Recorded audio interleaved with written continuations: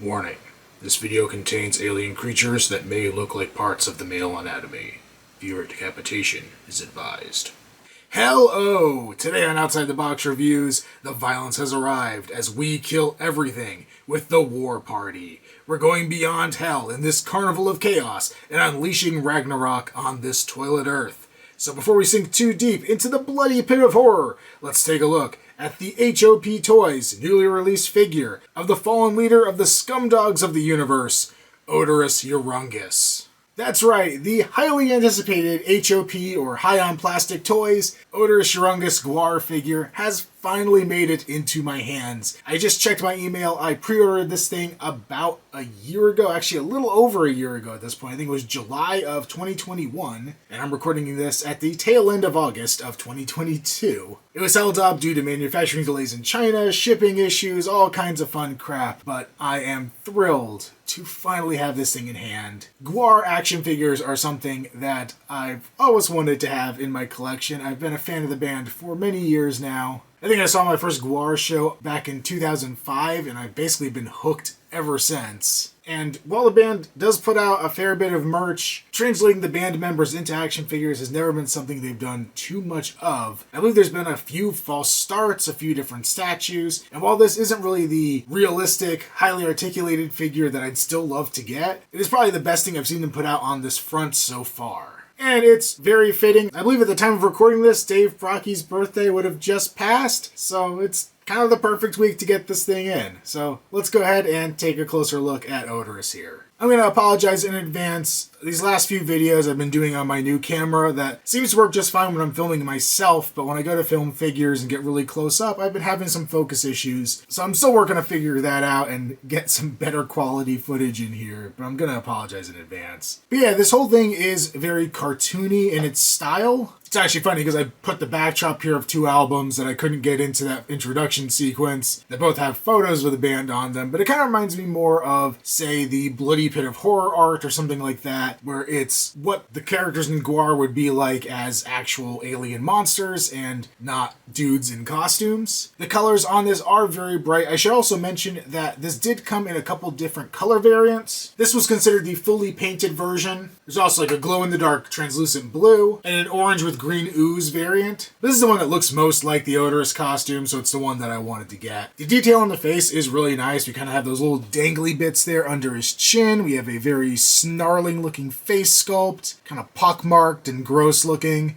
You know, his little pig nose, his pointy ears, the eyes deeply recessed in there. Colors are bright and bold. There's really no like shading or anything going on, I think pretty much anywhere on this figure. We have his headband. On the top of his head we have the four horns sticking out of what I can only ever think of as the brain cover, because live he would often rip this part of his head off and expose his brain. But you can see that it's kind of sticking up larger in the back there like it should. We also got a couple like red pimples thrown on there, which is some nice detailing. I said there's no shading, but there is some variance in the flesh tone throughout, going from a more pale flesh tone to kind of a more pinkish reddish hue. So there is a little bit of variance there. We get his long mane of hair flowing down the back there. That hair does also continue onto the front of the figure, being his kind of beard or whatever that was. I like that they included the hair, but it does kind of cover up his chest armor. That would have been kind of nice to see. This is kind of a prominent part of his costume, so that would have been neat to actually have visible, but I think the choice here does work out. Going on the back a little more, you see the back straps of his armor as well with the little studded spikes, and then more of that pimple detail and the kind of reddish coloration. On his shoulders we have his kind of skull pauldrons going on, looking really cool. Really nice silver metallic paint and great sculpted detail. They also have the spike coming out of the top of them. I was trying to tell if this was based on a specific version of Oderus, and I think the size of these spikes on his shoulders does point to it being based a little more on the 2000s, or basically the end of his life. I believe these were significantly smaller on the early armors and then kind of got bigger after, I think it was around like the Violence Has Arrived era, if I remember right.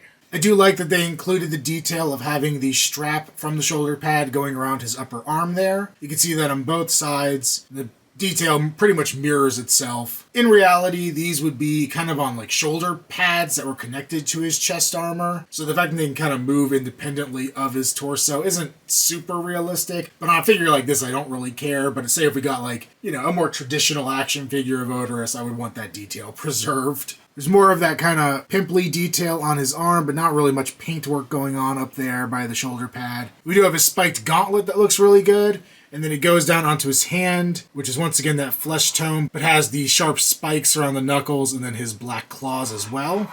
We actually do have more of that flesh detail there at his elbow too, which is nice. Nothing really crazy going on the inside of the hand, but it looks good. And the other arm and hand basically have the same stuff going on, so they're pretty much mirror images of each other. The finger placement, I guess, does look a little different, just kind of how his fingers are wiggled or whatever you want to call that, but not a massive difference beyond that point. All right, well, we're about to move further down the figure, and if you are the Charlotte Police Department, maybe you should stop watching at this point. And I guess maybe if you don't know what I'm talking about, and you're not familiar with GWAR, this is what the viewer discretion was about. Oderus had a creature growing between his legs called the Cuttlefish of Cthulhu, and yeah, it kind of looks, well, like that. I love that they did include this detail here. And before I get too crazy about this, we will look at his belt. He does have that black belt with the spikes continued onto it. That continues around the back. We've got some Oderus ass, which probably isn't as pimply as it should be, given at least the reference of the episode of Holliston where he sticks it in Adam Green's face. But yeah, it looks as good as it needs to for this figure, and I really didn't need hyper-realistic GWAR ass in my collection. Or maybe I do, I don't know. So there's the Cuttlefish. Like I said, I like that they did preserve this detail here. I believe after the incident where this was confiscated from him, he was arrested, he did have a backup, which I think he called the Mangina, which was kind of a toothy-looking thing that sat in the front of him. It's what he wore almost the entire series of Holliston, with the exception of the one bit of live footage that was included in the end of season 1. So there was a safer option they could have put on this, but it is hilarious that they included the Cuttlefish. It's super brightly painted. The bright greens, yellows, fading into orange on there. It's got the little red, probably not veins, but veins going on there. And anybody who is offended by the Prometheus trilobite video is probably going to be loving this one. But yeah, we got the lips and the eyes detailed on there. And then underneath we have, I don't know, some glands hanging off the bottom there. Very detailed, bright, kind of bloody red with some veins and everything going on there. Yeah, it is highly detailed for what it is, that's for sure. Trying to look past that, we do have his trademark fishnets pulled up on his legs. Then we have his kind of shin guards that are, once again, that nice silver color, but also detailed with kind of a dingy yellow or goldish to bring out the monster faces on them. And then we've got his gigantic alien feet with more of that flesh tone, a lot of wrinkles, and then some black toenails going on. On the bottom of one foot, he has the H.O.P Toys logo, and the other, we have the GWAR logo.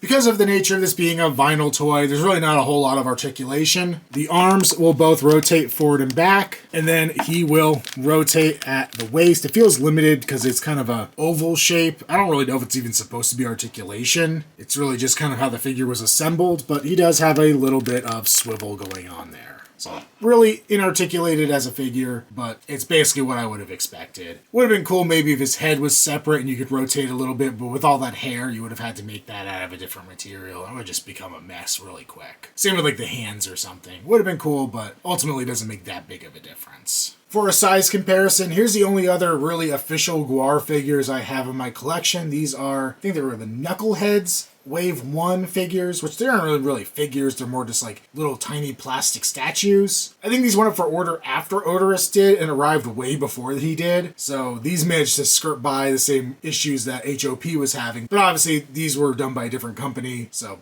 yeah, different situation there. But as you can see, they are very tiny when compared to Oderus himself, which is probably how the band feels right about now, just being in the shadow of him. And then just for a comparison of something a little more normal to what I usually review, here he is next to the NECA Dr. Loomis figure. So yeah, like I said, this is really more of like a designer figure kind of thing and not really meant to scale with traditional action figures, so it doesn't really matter. I mentioned with the Thing figure I just reviewed, it was hard to come up with other things to do with that figure at the end of the video. Here it's even harder because I can't really pose him any other way. So let's douse him in some blood red light. As I mentioned, this was a long time coming. I know H.O.P Toys seemed like they were very unhappy with how long it took them to get this thing out, and they provided a fair bit of update along the way, which was definitely appreciated. I'm just happy to have it in person. H.O.P Toys did almost a year ago in October of 2021 at Spooky Empire, which I was there live for, revealed that the next figure they want to do is Ballsack the Jaws of Death. Yeah, we're here to reveal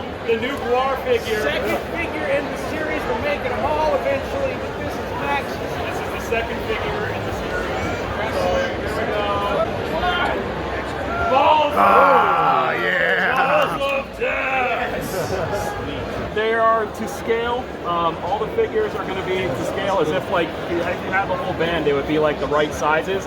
And since Balzac is like the tallest member of the band, he's going to be the tallest figure. But they basically stated that they were not putting Balzac up for pre-order until Oderus had shipped, and I'm hoping now that Oderus is going out to people that we will see Balzac go up for pre-order. Even if it takes another year and a half to get Balzac, they have ambitions, it seems, to do as many GWAR characters as they can. It seems like GWAR is on board with that. I would like to at least get the classic lineup, so beyond Balzac getting Beefcake, Jizmac, and Flatus. And honestly, I think Pustulus would look great in this style. I wouldn't say no to Blothar, but before that, I honestly would kind of love to get some other characters, you know, like Techno Destructo, I think would look really cool like this. Gorgor would be fun. Granted, they are doing these to scale, and the Balzac prototype is quite a bit larger than Oderus, so Gorgor may be a little too much. I don't know if I have shelf space for a Gorgor of that scale, but yeah, there's a lot of cool things they could do. I'm hoping that the delays of this doesn't completely take the wind out of the sails to do all that other stuff they mentioned. And yeah, I'm going to highly recommend this guy. I don't think he's available at the moment, but I don't know if that may change as the shipments come in, if they're going to keep manufacturing him, or if he is completely sold out at this point. Not really sure. I do hope he is available for people who maybe didn't jump on the pre-order, because as a GWAR fan, I am super psyched about this figure. I was literally sitting here waiting to review this thing as soon as the package arrived at my doorstep today. So yeah, to say I was hyped was a bit of an understatement even. But yeah, that's been another Outside the Box review. I'm sick of you.